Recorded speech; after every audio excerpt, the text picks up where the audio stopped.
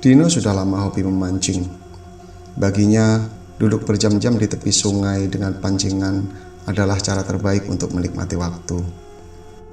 Suatu hari, ia mendapat informasi dari temannya bahwa ada sebuah sungai di daerah Klaten yang dipenuhi ikan. Konon banyak pemancing pulang dengan hasil melimpah. Tertarik dengan kabar tersebut, Dino segera mengajak dua temannya, Bayu dan Rian, untuk pergi memancing ke sana. Mereka bertiga sepakat untuk berangkat pada malam Jumat.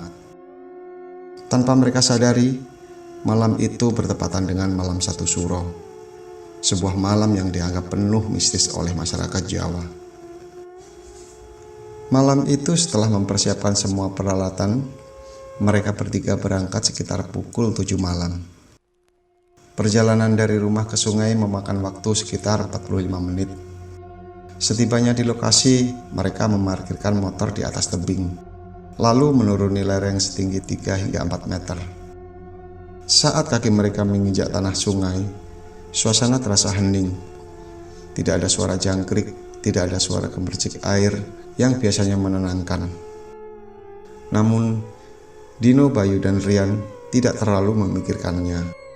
Mereka langsung memasang kail dan mulai memancing. Awalnya tidak ada yang aneh.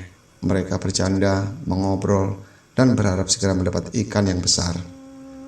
Namun 1 jam berlalu, tanpa satupun ikan menyambar umpan mereka. Aneh banget.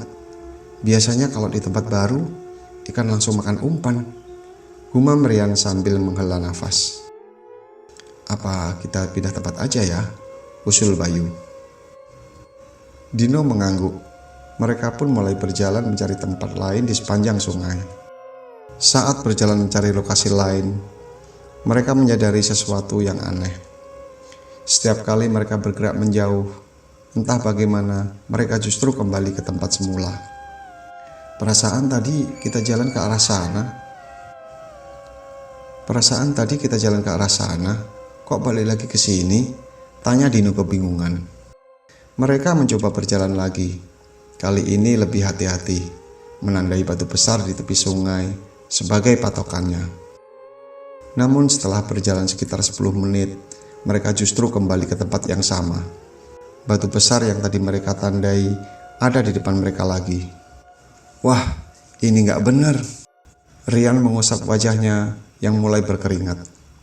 Kita nyasar di tempat yang sama. Ini kayak lingkaran setan. Dino mulai merasa bulu kuduknya berdiri. Saat itulah ia mendengar suara seperti seseorang yang sedang mandi di sungai. Kalian dengar suara itu? Tanya Dino. Suaranya sedikit bergetar. Mereka bertiga saling berpandangan.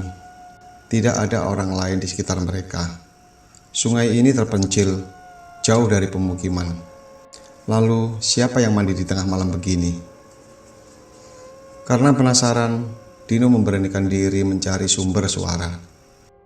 Ia berjalan perlahan, mendekati pohon waru besar yang tumbuh di tepi sungai.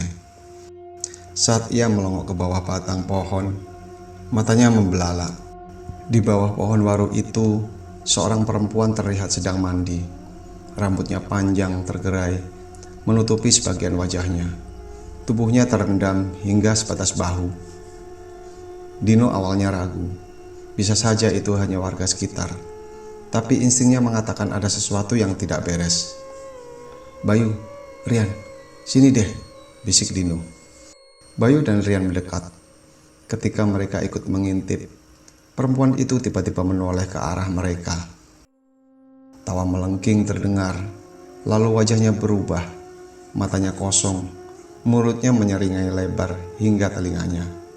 Terlihat deretan gigi tajam dan bertaring. Dino langsung mundur sambil menarik tangan teman-temannya. Lari sekarang! Mereka bertiga berlari secepat mungkin ke arah motor. Namun, jalan yang mereka lalui terasa semakin panjang. Semakin mereka berlari, rasanya jarak ke motor semakin jauh. Ketika akhirnya mereka mencapai tebing, mereka segera memanjat naik. Napas mereka tersengal-sengal. Namun saat tiba di atas, pemandangan di depan mereka membuat mereka membeku. Di tempat mereka tadi memarkirkan motor, kini terlihat deretan kuburan. Nisan-nisan tua berlumut berdiri di sekitar mereka. Motor mereka ada di tengah-tengahnya. Bayu menelan ludah. Tadi kita parkir di tengah lapang kan? Kok sekarang kita di tengah kuburan? Potong Rian dengan suara bergetar. Mereka saling pandang ketakutan. Tanpa berpikir panjang, mereka meninggalkan motor dan berlari sekuat tenaga menuju perkampungan terdekat. Sesampainya di desa, mereka bertemu beberapa warga yang sedang meronda. Warga melihat wajah mereka yang pucat dan nafas yang memburu. "Ada apa, Dek?" tanya salah satu warga. Dino dengan terbata-bata menceritakan kejadian yang mereka alami. Warga saling pandang, lalu salah satu dari mereka menghela nafas panjang. "Kalian pasti memancing di Sungai Waru," kata seorang bapak tua. "Memang sering kejadian aneh di sana," katanya menjelaskan. "Memang sering kejadian aneh di sana." Bayu masih terengah-engah. "Iya, Pak, tapi motor kami ada di tengah kuburan." Bapak itu mengangguk. "Kalian kena permainan malu halus. Dulu juga ada kejadian serupa. Seorang tukang bakso yang biasa jualan keliling, tiba-tiba gerobaknya ada di tengah kuburan pas dia sadar." Rian menelan ludah. "Terus apakah motor bisa diambil?" Warga mengangguk. "Bisa, asal ada yang bantu. Ayo kita ambil sekarang sebelum makin larut." Beberapa warga desa menemani mereka kembali ke kuburan. Anehnya, saat mereka sampai, motor-motor itu sudah berada di pinggir jalan, seolah ada yang sengaja memindahkannya. Tanpa banyak bicara, mereka segera mengambil motor dan berpamitan. Setelah pulang, mereka bertiga sepakat untuk tidak pernah lagi memancing di malam hari. Mereka trauma, terutama di malam satu suro. Dino, Bayu, dan Rian kini telah percaya bahwa dunia ini tidak hanya dihuni oleh manusia. Ada makhluk lain yang juga memiliki wilayahnya sendiri. Dan satu hal yang pasti, mereka tidak akan pernah kembali ke sungai itu lagi. Jika kalian suka cerita ini, jangan lupa subscribe untuk cerita-cerita horor berikutnya. Aktifkan loncengnya supaya kalian tidak ketinggalan kisah-kisah seram lainnya. Pernah mengalami kejadian aneh saat memancing? Tulis di kolom komentar.